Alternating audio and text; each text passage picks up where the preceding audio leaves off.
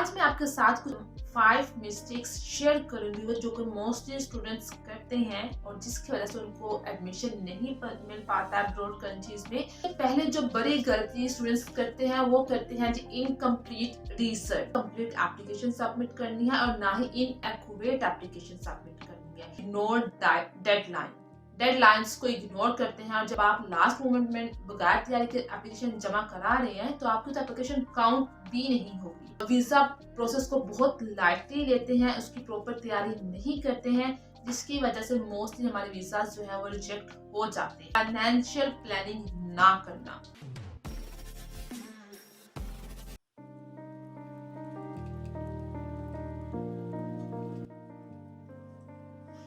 अस्सलामुअलैकुम। उम्मीद करते हैं कि आप लोग बिल्कुल ठीक ठाक होंगे और अपनी जिंदगी हंसी खुशी गुजार रहे होंगे।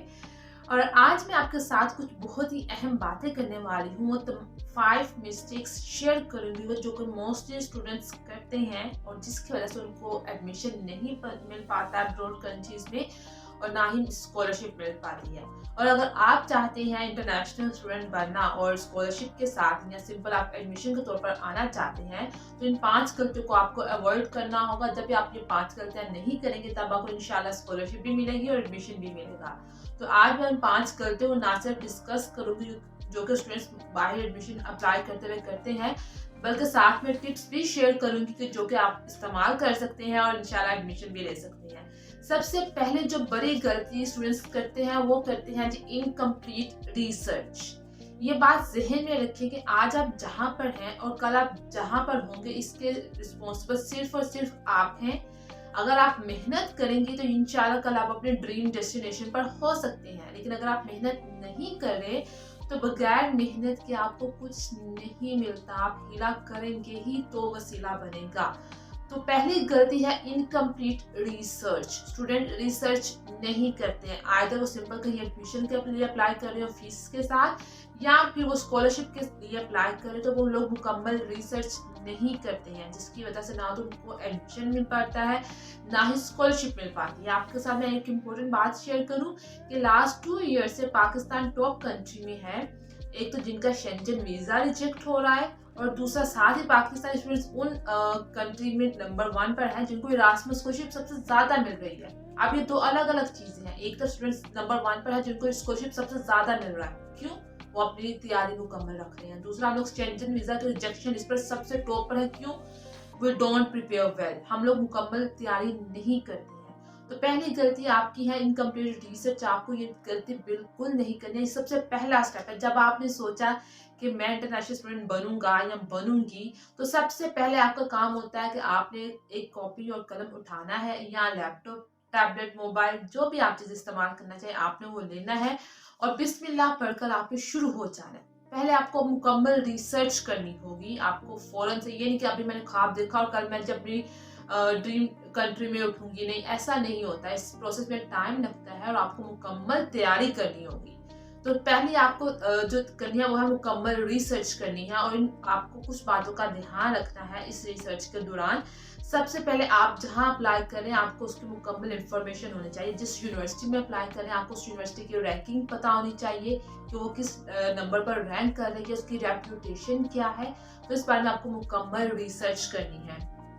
दूसरा, आप जिस प्रोग्राम में अप्लाई कर रहे हैं उसका करिकुलम क्या है, उसकी स्पेशलाइजेशन क्या होगी, इस बारे में आपको मुकम्मल पता होना चाहिए। ये नहीं कि बस आपने पाकिस्तान से निकलना चाह रहे तो मैं किसी भी प्रोग्राम में घुस जाऊं, ऐसा नहीं होगा। इससे आपका फ्यूचर ब्राइट नहीं हो सकता।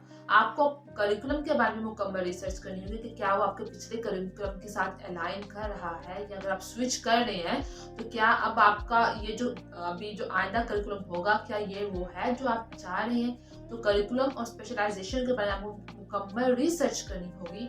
तीसरी बात जो आपको इस बारे में रिसर्च करनी है वो आपको करनी है फीस एंड स्कॉलरशिप। अगर आप एडमिशन फी बेस पर जा रहे हैं, फाइनेंस पर जा रहे हैं, तो फी क्या है, आप उसको किस तरह मैनेज करेंगे और क्या उसका क्राइटेरिया वगैरह है, ये रिसर्च करना होगा। और अगर स्कॉलरशिप है तो आपको उसके बारे में भी मुकम्मल रिसर्च करनी होगी कि कौन सी स्कॉलरशिप है, कितना स्टाइपेंड है, क्या इसमें मेरे एक्सपेंसेस कवर हो जाएंगी, सब चीज़ आपको देखना होगा।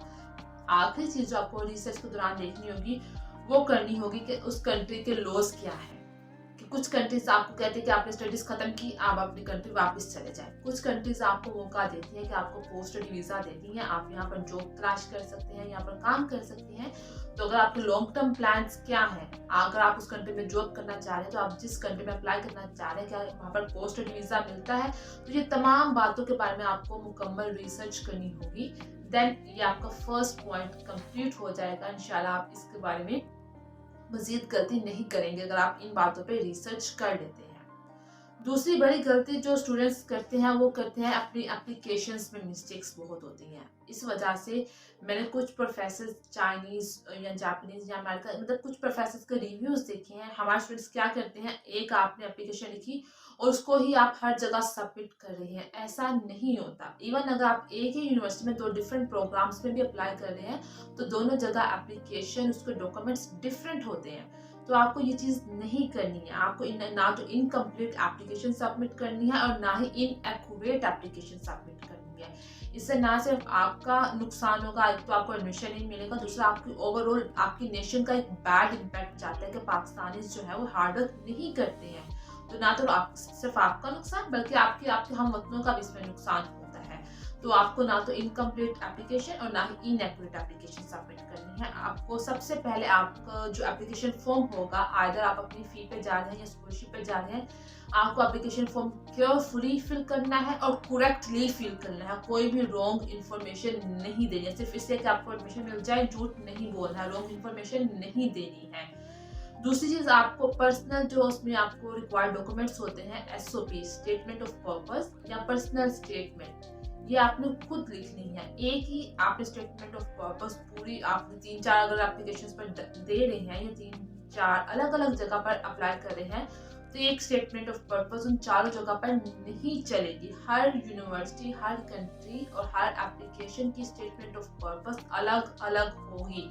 इसको आपने अलग अलग लिखना है, तभी आपका जो एडमिशन है वो सिक्योर होगा। आपको रिकमेंडेशन लेटर आपके पास होना चाहिए। आपकी पिछली यूनिवर्सिटीज से आपने अपने प्रोफेसर के साथ थोड़े अच्छे ताल्लुकात रखने हैं और उनसे एक आपने अच्छा से रिकमेंडेशन लेटर लेना है। ये चीज़ आपके बहुत ज़्यादा प्लस पॉइंट काउंट होती है। और लाजमी कोशिश कीजिएगा ऐसे प्रोफेसर से रिकमेंडेशन लें जिनके साथ अगर बाद में आपकी जो अभी आने वाली यूनिवर्सिटी है वो अगर कांटेक्ट करें तो वो आपका रिप्लाई भी दे और अच्छा रिप्लाई दे। ये ना कि आप ऐसे बिजी प्रोफेसर का रिकमेंडेशन लेटर ले लें जो कि बाद में आपका रिप्लाई ही नहीं कर सके। तो इस बात का आपने लाजमी ध्यान रखना है। और दूसरा, आपके पास आपका एकेडमिक ट्रांसक्रिप्ट होना चाहिए। अगर आप अप्लाई कर रहे हैं तो आपका एकेडमिक ट्रांसक्रिप्ट लाजमी होता है। और दूसरा, आप जो लैंग्वेज वाला एक पॉइंट है, आपने आइट्स, टॉयफल या कोई भी दूसरा अगर लैंग्वेज एग्जाम रिक्वायर्ड है तो वो आपका लाजमी होना चाहिए। इसके बगैर आपका एप्लीकेशन काउंट नहीं होती है। क्योंकि हमारी नेशनल लैंग्वेज इंग्लिश नहीं है तो उनको डाउट होता है कि आइदर ये बंदा या बंदी इंग्लिश में प्रोफिशिएंट है या नहीं है। तो इस बारे में आपको ध्यान रखना है कि आपकी लैंग्वेज प्रोफिशिएंसी उनको एश्योर होनी चाहिए। तो ये टेस्ट आपका लाजमी होना चाहिए। तीसरी चीज जो गलती स्टूडेंट करते हैं वो इग्नोर डेडलाइंस को इग्नोर करते हैं। और जब बिल्कुल सर पे डेडलाइन आ जाती है तो या तो आप जल्दी से इनकम्प्लीट और इनएक्यूरेट एप्लीकेशन सबमिट कर देते हैं या हड़बड़ी में कुछ भी आप कर देते हैं। तो जब आपको पता है एक स्कॉलरशिप के ऊपर थाउजेंड स्टूडेंट्स का कंपटीशन होता है, उन स्टूडेंट्स ने बहुत तैयारी की होगी और जब आप लास्ट मोमेंट में बगैर तैयारी के एप्लीकेशन जमा करा रहे हैं तो आपकी तो एप्लीकेशन काउंट भी नहीं होगी।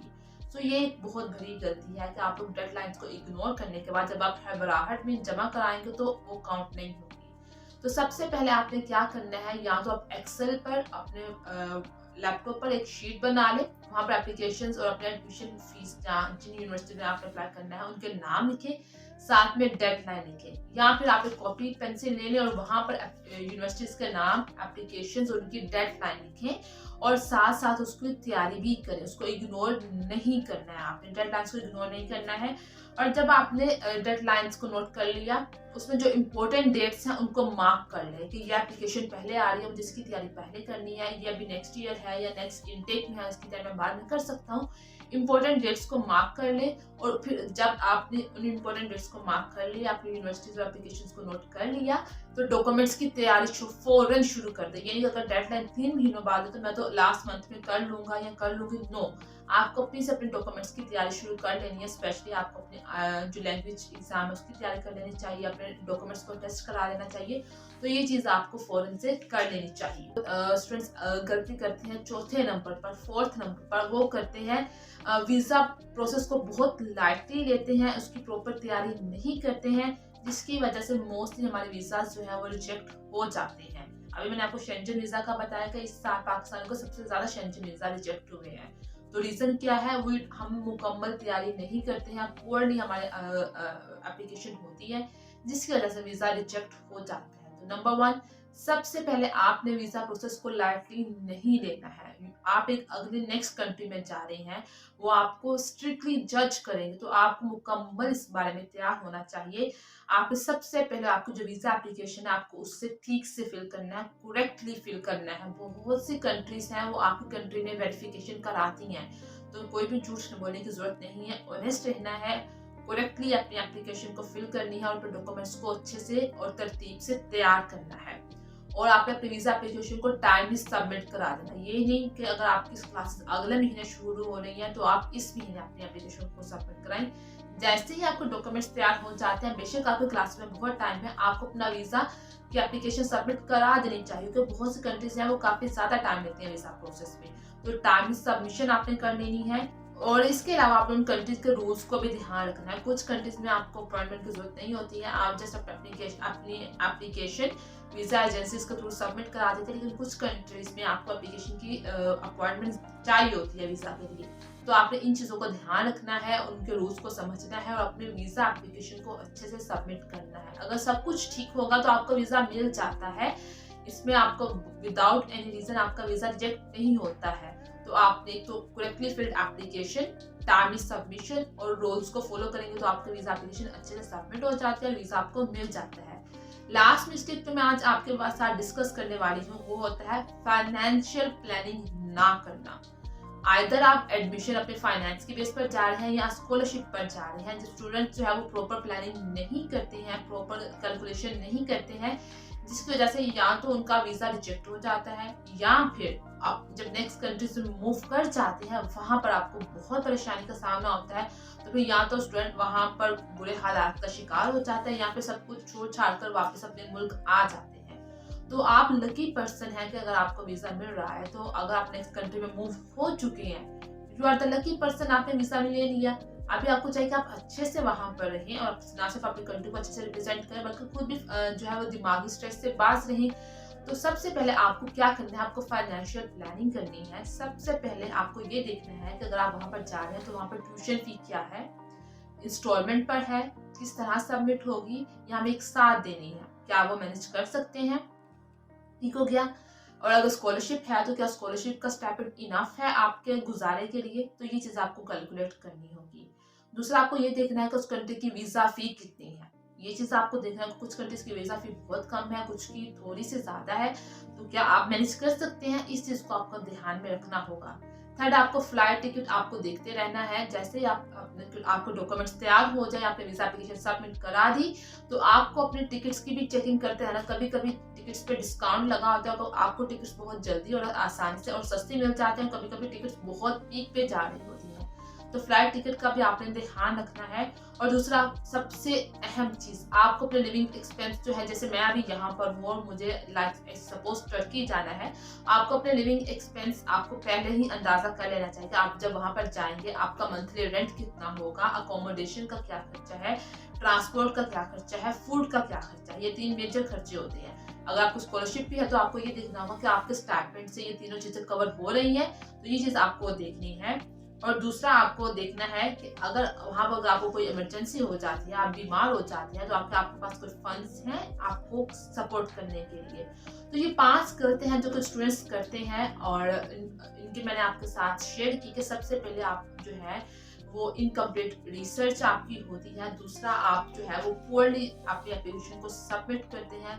थर्ड, आप डेडलाइंस को इग्नोर करते हैं।